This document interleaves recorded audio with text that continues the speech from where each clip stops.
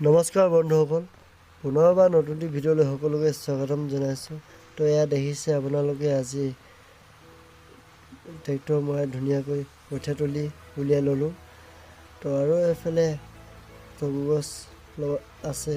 তো সেই ওচৰৰ ঘৰটোত টগু পাত 200 মান লাগে বুলি কোৱাৰ কাৰণে সেই পাত কাটিছোঁ আজি।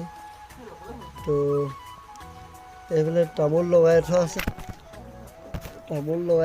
তো তামোল চাইডতো পাত কাটি লৈছোঁ। পাত কাটি মেলি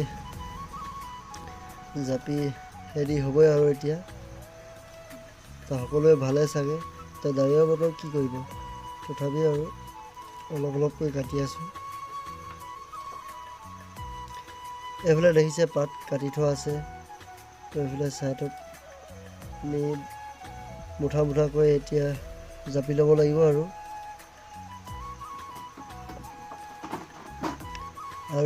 আমি সৰু গাঁৱলীয়া মানুহ কি কৰিব, এইবিলাক টকু তামোল পাত বা এইবিলাকেই আৰু বিক্ৰী কৰি চলি খাই থাকিব লাগিব। এইবিলাক আমাৰ হেৰি। আৰু এইফালে পাত কাটি ৰেডি হৈ গ'ল, দাদা এজনে নি আছে। তো আৰু পাতৰ ৰেট যদি কাৰোবাৰ জানিব মন আছে তো এখিলা পাতত 5 টকাকৈ লৈছোঁ। তো আজিলৈ মোৰ ভিডিঅ' ইমানতে সামৰণি মাৰিছোঁ। তো সকলোৱে চাই থাকিব ভিডিঅ'টি। ধন্যবাদ।